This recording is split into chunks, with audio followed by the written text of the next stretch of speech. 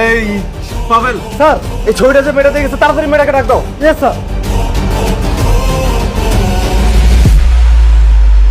তোদের বাবা তোকেও সহ্য করতে পারে না, তোর বোনকেও সহ্য করতে পারে না। সব ভালোবাসাই তো ওই ঋতুর উপরে। ভাগ্যিস তুই সিস্টেম করে ওই ঋতুর বিয়ে কাজের ছেলেটার সাথে দিয়েছিলি, তা নইলে দেখবি তোর বাবা সব সম্পত্তি ওই ঋতুর নামেই লিখে দিত। আমার আদরের সৎ বোন কতই না বিশ্বাস করে আমাকে। কেবল তো ওকে এবার চাকরের সাথে বিয়ে দিছি। দেখোই না মা, আস্তে আস্তে ওকে এই বাড়ি ছাড়া করবো আমি।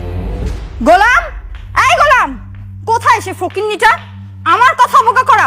গোলাম, এই গোলাম, কোথায় তুই? গোলাম, এই গোলাম। আরে আর কি করছিস মা? নিজের স্বামীর নাম এভাবে মুখে নিতে নেই। ওকে আমি আমার স্বামী হিসেবে মানি না। কোথায় ও? গোলাম, এই গোলাম, কোথায় তুই? সে ম্যাডাম, ওই যে গোলাম আইছে।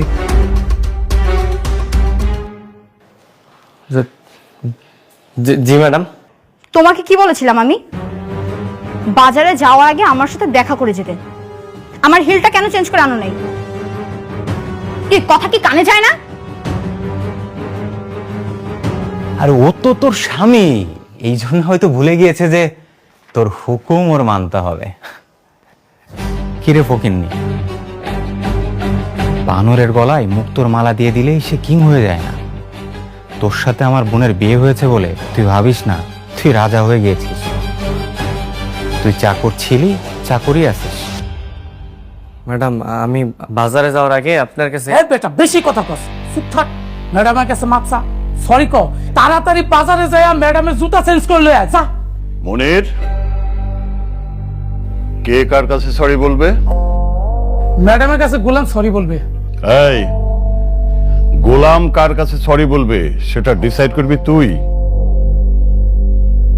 গোলাম এই বাড়ির জামাই, জামাই হিসাবে ও কার কাছে সরি বলবে সেটা ডিসিশন নেওয়ার মালিক তুই না।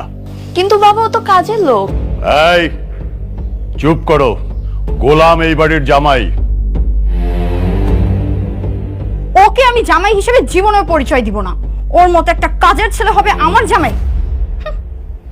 সেটা ওই রাতে হুঁশ ছিল না?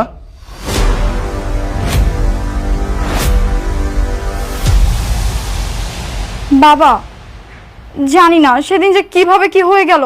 আমি অনেক চেষ্টা করছি, কিন্তু ওর মতো একটা কাজের ছেলেকে নিজের